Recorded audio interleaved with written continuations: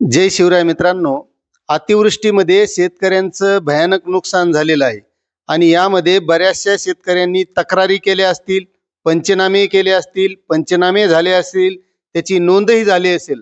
मात्र ही नुकसान भरपाई कोणत्या शेतकऱ्यांना मिळणार आहे हे सुद्धा महत्त्वाचं आहे.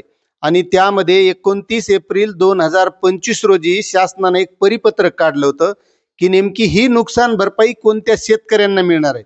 आता ती कशी मिळणार आहे तर ते आपण बघणारच आहोत. मात्र त्यापूर्वी नेमकी 29 एप्रिलचा जो काही परिपत्रक होतं तर ते काय आहे हे सुद्धा बघणं गरजेचं आहे. आता यामध्ये मित्रांनो, केंद्र शासनाची ॲग्रिस्टॅक ही योजना राज्य शासनाच्या कृषी विभागामार्फत राबविण्यात येत आहे. कृषी विभागाच्या विविध योजनांचा लाभ जलद व परिणामकारकपणे शेतकऱ्यांना मिळण्यासाठी ॲग्रिस्टॅक योजनेअंतर्गत शेतकरी ओळखपत्र क्रमांक म्हणजे फार्मर आय डी बंधनकारक करण्यात आले. आता यामधली महत्त्वाची एक गोष्ट आहे की दिनांक 15 जुलै 2025 पासून मदत व पुनर्वसन विभागाअंतर्गत नैसर्गिक आपत्तीमुळे होणाऱ्या शेती पीक शेती जमिनीच्या नुकसान मदतीसाठी कृषी विभागाच्या ॲग्रिस्टॅक योजनेअंतर्गत मिळवलेले शेतकरी ओळखपत्र क्रमांक फार्मर आय डी बंधनकारक करण्यात येत आहे. शेती पीक नुकसान मदतीसाठी प्रचलित पद्धतीने पंचनामे करताना त्यामध्ये एक रकाना हा फार्मर आय डी म्हणजे शेतकरी ओळखपत्र क्रमांकासाठी ठेवण्यात आलेला आहे. आता मित्रांनो, या फार्मर आय डी काढलेल्या शेतकऱ्यांनाच ही नुकसान भरपाई मिळणार आहे.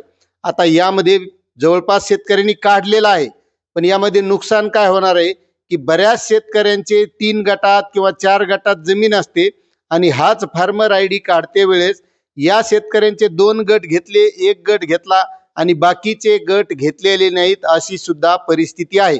आता तसं तुमचं आहे का? तुमच्या फार्मर आय डीला तुमचे जे काही जमिनीचे गट असतील, 2 असतील, 3 असतील, 4 असतील, तर तुमचे सर्व गट त्यामध्ये असतील तरच तुम्हाला त्या गटाची नुकसान भरपाई मिळेल.